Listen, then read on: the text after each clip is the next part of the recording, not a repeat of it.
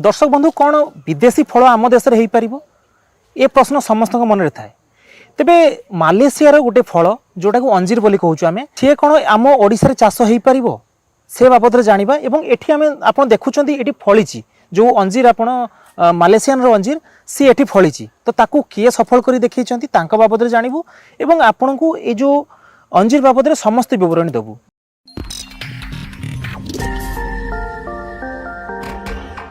तेबे दर्शक बंधु ये जो मालेशिया अंजीर जो फल रही बाबद अधिक विवरण सार आम सहित अच्छा आज्ञा नमस्कार। नमस्कार आपन को हमर ई फार्मिंग ओडिशा यूट्यूब चैनल को स्वागत करूछि। अपन परिचय के हम दर्शक मान दियंतु। मोर नाम हूँ अशोक पाणगिराई। एक्चुअली आम घर गाँटा ये कुड़ियना जो जो जगह फार्मटा अच्छी सेटा हूँ कुड़ियना तहसिल आरआई ऑफिस मध्य कुड़ियना एवं मु यूनाइटेड बैंक रे जॉब करुली ऑफिसर थी। मु 2012 रे रिटायर्ड कली। तापर जेहेतु बापांकर एठी बहुत जमी थिला मुझे फार्म गोटे करने मन बढ़ेली एवं बापा माँ से प्रेरणा मध्य थिला। अंजीर विषय सार जहाँ पचारुंट छोट छोट प्लांट आनी एवं खूब भल भाव सक्सेसफुल होती। गोटे जिन पचारे चाहिए आपंकर प्रकृत बयस केते बर्तमान? मो बयस 72 वर्ष किंतु आपण बहुत यंग लागुचंती माने लागु रहंती कि 72 वर्ष आपन ना ना से सब मो मन भीतर को आसु नाही कारण मु प्राय 17-18 घंटा परिश्रम करे। सकाळ 7 रु एटकु पळि आसे बारीपदा रे आमे घर करिचु एवं एटकु पळि आसे एवं मुझे समान सहित मुझे कर्म करे तेणु मनटा भी खुशी अच्छी गोटे प्राकृतिक सौंदर्य भितर आम रहीचु एवं गछ गुड़ी को श्रद्धा करुच्ची एवं से जत्न नौची एवं मु गोटे ऑर्गेनिक वे रे मुझा आपण मान समस्त दर्शक मान कहबी मु मोर फार्मटा हूँ टोटाली ऑर्गेनिक एवं एथरे कंप्रोमाइज नहीं। तेणु से सहित काम करे से मनटा भी भल अच्छी देहटा भी भल अच्छी सुस्थ निश्चित भाव में आपनकर सुस्थ जीवन कामना मुझे जानापी चाहिए जो आम दर्शक मैंने जानापी चाहिए जो अंजीर आपन करछंती ये गोटे मालेशिया गोटे फल ये आमर ए जगार जो ओडिशा रे कौन सबु जगह हो पारिबो ना केवल निश्चित हो पारिबो निश्चित हो पारिबो।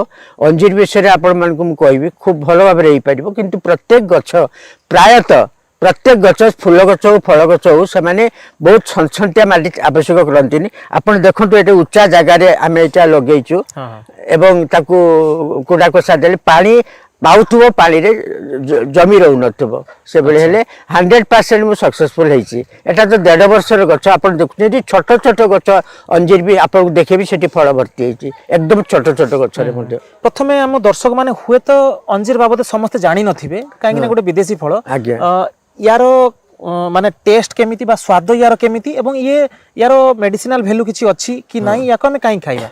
अंजीर मेडिसिनल वैल्यू बहुत रही एवं सेटिपाई आजिकाली अंजीरटा बहुत हाई कॉस्ट रे बिक्री होची सेटा आपण माने देखिथिबे जोटा बड़ बड़ दुकान को जिबे सेठी गुटे माळ रे गुंठा इटा एटा एटा एटा पाचिला पर एटा पाचिनी पाचिला पर पूरा पाची नथिबो टिके टाण थिबो ताकू प्रोसेसिंग हुए काटी काटी के एवं सेटा माळ करके रहिले वर्ष वर्ष धरि रही पारिबो सेटा ड्राई फ्रूट हिसाब रे लोक माने खांती एवं सेटारे प्रचुर विटामिन विशेष कर डायबिटीज मान को पाई एवं भर्ती अंजीर गोटे खूब भल विटामिन युक्त सब प्राय विटामिन रही तेणु एटा समस्त बहुत उपयोगी।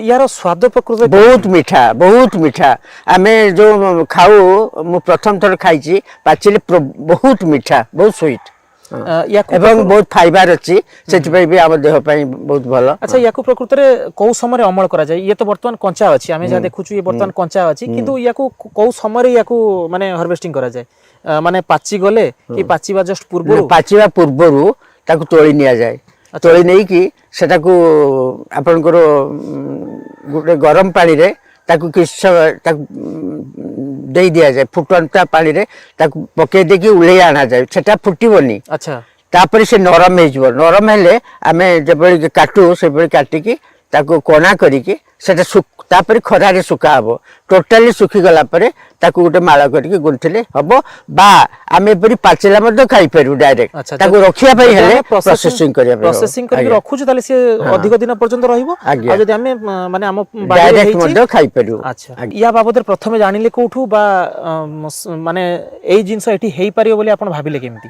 ନା ସତ କହିବାକୁ ଗଲେ ଅଞ୍ଜିର ବିଷୟରେ ମୁଁ ବିଶେଷ କିଛି ଜାଣିନଥିଲି କିନ୍ତୁ ଏତିକି ଜାଣିଥିଲି ସେଟା ଗୋଟେ ଭଲ ଫଳ। ମୁଁ ଯେତେବେଳେ ଆମେ ବାଙ୍ଗାଲୋର ଯାଉ ଯେଉଁ ବିଶେଷ କରି ସାଉଥର ସବୁ କେରଳ ଫେରଳ ଯେଉଁ ହିଲ୍ ଏରିଆକୁ ଯାଉ ସେଠି ପ୍ରତ୍ୟେକ ଡ୍ରାଇ ଫ୍ରୁଟ୍ ଦୋକାନରେ ଯେଉଁଠି ଆମେ ବିକ୍ରି ହେଉଛି ସବୁ କିସମିସ୍ ଖଜୁର ସବୁ ଏଇ ଯେଉଁ ଆଲମଣ୍ଡ ଯେଉଁଠି ବିକ୍ରି ହେଉଛି ଏଇ ଅଞ୍ଜିର ମଧ୍ୟ ବିକ୍ରି ହେଉ। ତେଣୁ ଆମେ ଛୁଆମାନେ ମଧ୍ୟ ସେମାନେ ବେଙ୍ଗାଲୋରରେ ଅଛନ୍ତି ଆଣନ୍ତି, ମୁଁ ଖାଇଛି। ମୁଁ ଯେତେବେଳେ ଗୋଟେ ଫଳ ବଗିଚା କରିବା ପାଇଁ ଚିନ୍ତା କଲି ମୁଁ କହିଲି ଏଠି ସବୁ ପ୍ରକାର ଫଳ ଗଛ ଲଗା ହେବ, ସେଥିପାଇଁ ମୁଁ ଅଞ୍ଜିର ଲଗେଇଲି। ତେବେ ୟା ପାଇଁ କିଛି ସ୍ପେଶାଲ କେୟାର କରିବା ପାଇଁ ନା ପଡେ ନା? ସ୍ପେଶାଲ କେୟାର ଆଦୌ ବୋଧେ ଟୋଟାଲି କିଛି କେୟାର ନେଇନି ମୁଁ। ମାନେ ଗୋଟିଏ ଦିନ ମୁଁ ପ୍ରୋବ୍ଲେମରେ ଫେସ୍ କରିନି ଗଛ ଲଗେଇଦେଲା ପରେ। ଖାଲି ଆମେ ବଡ଼ ହେବା ପାଇଁ ଦେବୁନି, ମୁଁ ସେଥିପାଇଁ ମଝିରେ ମଝିରେ ପ୍ରୁନିଂ କରେ ଏବଂ ଯେଉଁ ଏଇ ଯେଉଁ ସଢ଼ା ପତ୍ର ସେ କାଟିଦିଏ। ଏବଂ ଅଞ୍ଜିର ପାଇଁ ଆମେ ପ୍ରଚୁର ଦେଇଛୁ, ଧରନ୍ତୁ ଖତ ଦେଉଛୁ ମ୍ୟାନ୍ୟୁଅର ହିସାବରେ, ଡିଜିଜ୍ ପ୍ରାୟ ନାହିଁ। ବହୁତ ସମୟରେ ଲୋକମାନଙ୍କ ମନରେ ଗୋଟେ ଧାରଣା ଥାଏ ଯେ ବିଦେଶୀ ଫଳ ଏଗୁଡ଼ା ଆମ ଏରିଆରେ ହବ ନାହିଁ, ଯେମିତିକି ବିଦେଶୀ ଫଳ ଯେମିତି ସେଉ ଆପଣଙ୍କର ସେ ଯେ ଏ ଜାଗାରେ ହବ ନାହିଁ, ଏସବୁ ଜିନିଷ ମାନେ ଲୋକଙ୍କ ମନରେ ଥାଏ। ଆପଣ କ'ଣ ଭାବୁଛନ୍ତି ଆମ ମାଟିରେ କ'ଣ ସବୁ ହେଇପାରିବ? ଆପଣଙ୍କୁ ବିଶେଷ କରି ଯେତେବେଳେ ମୁଁ ଆପଣଙ୍କ ଏଇ ଫାର୍ମରେ ଅଛି, ଯେତେବେଳେ ଚାହିଁଲି ଯେ ଡ୍ରାଗନ ଲଗାଇବା ପାଇଁ ଏପଲ ବେର, ଗୋଟେ କାଶ୍ମୀର ଏପଲ ବେର ଅଛି, ଅନେକ କହିଲେ ଏଠି ହବ ନାହିଁ କିନ୍ତୁ ପ୍ରତ୍ୟେକ ଗଛରେ ମୁଁ ମୌସୁମୀ, କମଳା, ଲିଚୁ, ସପେଟା ସବୁ ଗଛ ଅଛି ଏଠି। ମୁଁ ସବୁ କୌଣସିରେ ମୋର ଫେଲୁଅର ହେଇନି ଏବଂ ହେଇପାରୁଛି। ତ ଆପଣ ଯେଉଁଠି ଘରଟା କରିଥାନ୍ତୁ ସେଠି ଯେଉଁ ଗାଁରେ କରିଥାନ୍ତୁ କିନ୍ତୁ ତାର କରିବା ପୂର୍ବରୁ ତା ବିଷୟରେ ଟିକେ ଜ୍ଞାନ ରହିବା ଦରକାର ଯେ କେଉଁ ପ୍ରୋସେସରେ ଆମେ ଲଗେଇବା। ନିଶ୍ଚିତ ଭାବରେ ଦର୍ଶକ ବନ୍ଧୁ, ଆମେ ଗଛ ଲଗେଇଲେ ହିଁ ଆମକୁ ଫଳ ମିଳିବ। ସେମିତି ଆମେ କେବଳ କହିଦେଲେ ହେବ ନାହିଁ ଯେ ଏଇ ଜିନିଷ ଆମ ଏରିଆରେ ହେବ ନାହିଁ। ପ୍ରଥମେ ଲଗାନ୍ତୁ, ତାପରେ ନିଶ୍ଚିତ ଭାବରେ ହେବ। ସେତିକି ଆମକୁ ପରିଶ୍ରମ ତା ପଛରେ କରିବା ପାଇଁ ପଡ଼ିବ, ସେତିକି କେୟାର କରିବା ପାଇଁ ପଡ଼ିବ।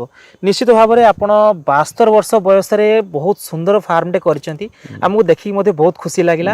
ଯେଉଁମାନେ ଆସିକି ବୁଲିକି ଆପଣ ଫାର୍ମ ଦେଖିବେ ନିଶ୍ଚିତ ଭାବରେ ମନ ପ୍ରଫୁଲ୍ଲିତ ରହିବ।